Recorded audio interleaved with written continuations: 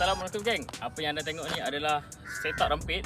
Dia lagi laju lah, kelebihan dia. Okay, jom kita take off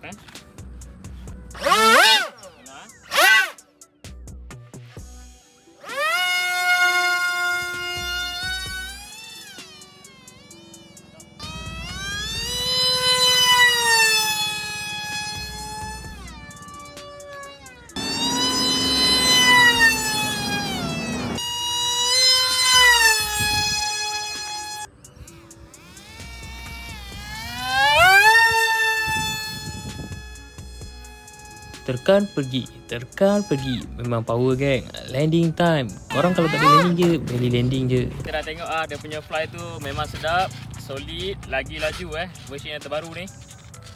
Dia size compact sikit, besar juga ni.